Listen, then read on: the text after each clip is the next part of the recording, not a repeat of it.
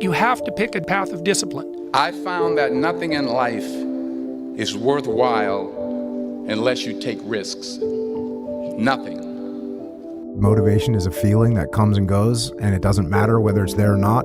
Discipline is infinitely more important. So no matter how you feel, get up and do what you're supposed to do. That's it. And that's discipline. It's not motivation. If you only did what you were supposed to do when you were motivated to do it, that's leaving it to chance. But if you're disciplined, you go do what you're supposed to do. That's the way it works. And this thing that people do where they avoid discomfort, it sounds ridiculous, but it just creates more discomfort.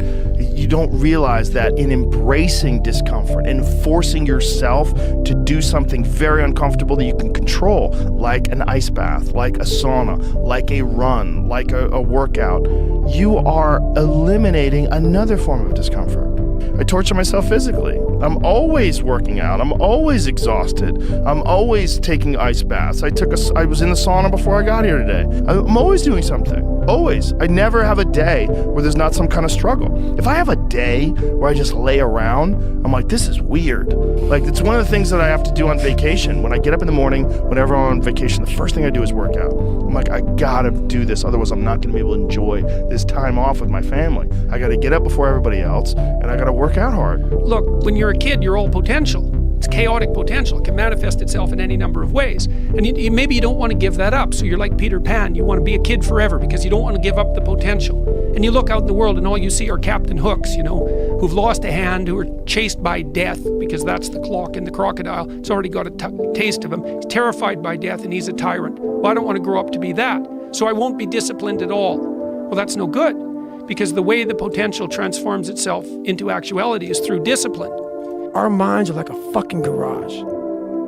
And the garage, if you open a garage and it's all cluttered up, it's all fucked up, you can't put your car in there. You got fucking boats and you got fucking kids' toys and shit everywhere. But if you organize that fucking garage and you put everything in its rightful spot, you can put that car in there. You can put 2 cars in there. You can put bikes in there. And that's like with the mind. People talk about discipline and fucking determination and fucking, repetitions and all this shit. Consistency. Why people fall off the wagon so often is because their mind is full of shit.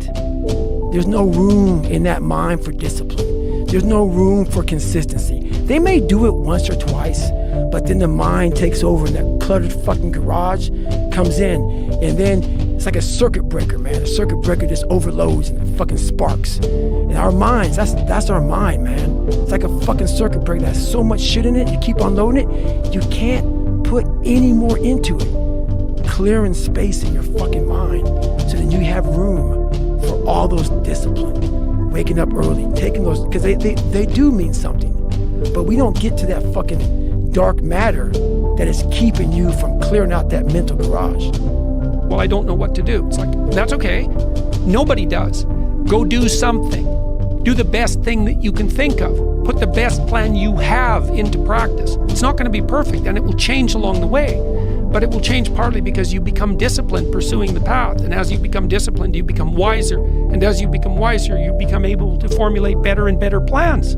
There is no passion to be found playing small and settling for a life that's less than the one you're capable of living. I'm sure people have told you to make sure you have something to fall back on. Make sure you got something to fall back on, honey. But I never understood that concept, having something to fall back on. If I'm going to fall, I don't want to fall back on anything. I want to fall forward. I figure at least this way I'll see what I'm going to hit.